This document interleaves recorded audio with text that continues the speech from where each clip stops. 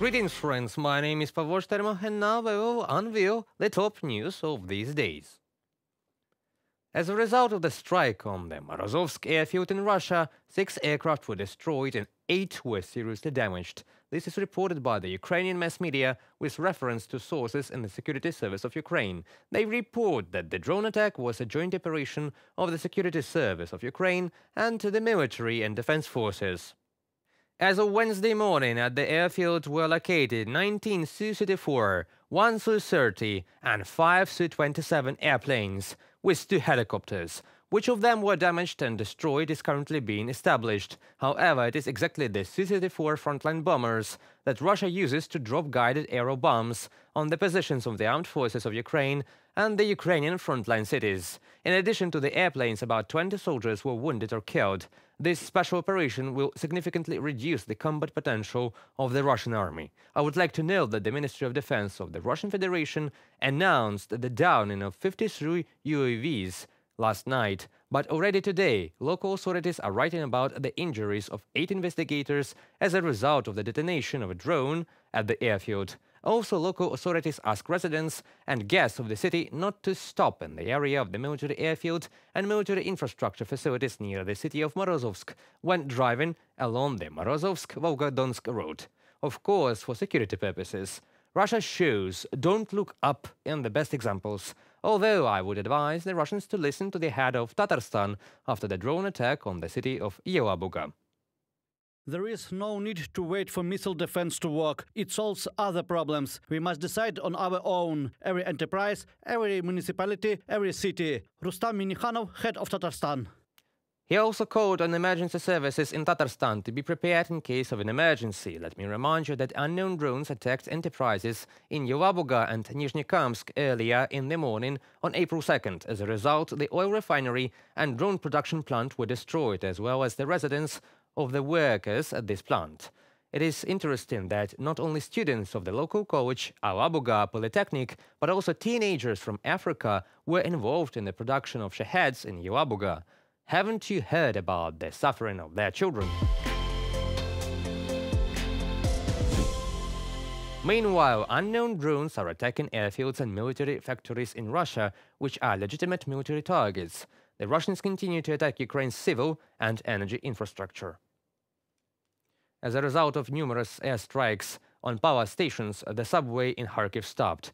Public electric transport also stopped there. At night, the Russians again attacked the energy infrastructure facilities in Odessa. Some of the equipment was damaged. In general, as of this morning, more than 500,000 consumers have been cut off in the region. Consumption limits for industrial consumers in Kryvyi Rih continue to apply. Emergency and restoration work takes place in difficult conditions and lasts 24/7.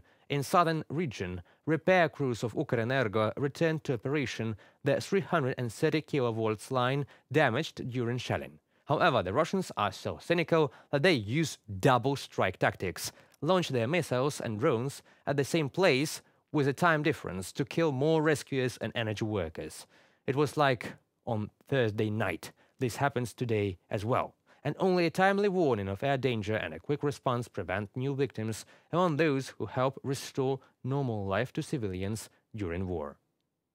I am grateful to everyone who is responding, who is arriving at the sites of the attacks to help people as soon as possible. This is the most important thing. It is equally important that Russian terrorists are getting responses to their strikes. Each time, they are getting more and more far-reaching responses. I am grateful to each of our warriors, to all Ukrainians who ensure this. The Russian war system, everyone involved in this aggression, all of them must truly feel that they will not get away with this aggression. Evil must lose, and it will lose. I emphasize this again. For Ukraine, air defense is about protecting lives. It is something that has to be in use. The air defense system available in the world cannot just gather dust somewhere in depots when they can save thousands of lives from Russian terror. In the morning, 408 settlements were cut off. Due to hostilities, there is a blackout in the Donetsk, Zaporizhia, Sumy, Kharkiv and Kherson regions. We are grateful to all our partners, which now help our energy system and export electricity to Ukraine. Mostly in the morning and evening hours, we received almost 7,000 megawatts from Romania, Slovakia, Hungary and Moldova. It is this electricity that helps to continue civilian life in the rear. However, for greater efficiency, we need military equipment on the front lines. Some Russians were freezing in the winter, and now they are drowning. Instead of helping Russians with their housing and communal problems, the Kremlin spends money on war.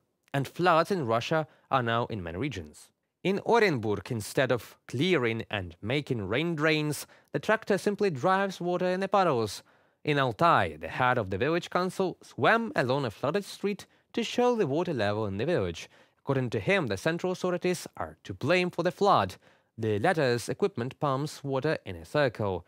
In the Samara region, a high alert regime was introduced due to flooding. The water reached the Kazan-Ulyanovsk Federal Highway. In Mordovia, the city of Ruzaevka, the villages of Krasny Klin and Tatarskaya Pishля are flooded. People are removing livestock, saving furniture and household appliances. In the Voronezh region, 50 households and 9 crossings were under water in 4 villages. In the Novosibirsk region, traffic on 2 roads was limited due to flooding. In Tatarstan, Kazan, Chelny, Nizhnekamsk and areas were flooded. Even Khimki, Moscow suburbs, suffer from floods. Because of the floods, residents of one of the villages moved to boats. People have been living without electricity and heating for several days already. Areas of the Moscow region are going underwater gradually, but there is no reaction. The holiday village, Little Scotland, was especially hard hit. Its streets are more reminiscent of a Venetian river. As a result, the locals switched to inflatable boats. They have no other way to get around. Judging by footage from eyewitnesses, the water level can reach the windows of 2-story cottages, whose residents are without electricity or heating. Some, fearing flooding of their apartments, even left for a while. Let me remind you that in January, residents of the regions and Moscow complained that the heating was not working, and now they are going underwater. But the authorities don't care about the problems of the people. The main thing for them is to hold pseudo-elections, shake a nuclear warhead and use soldiers in meter souls. For what purpose also remains an open question. That concludes our today's video. Thank you for watching. Stay updated, comment, like and subscribe to our UATV English channel for more news from Ukraine. Your support is what really matters. Goodbye.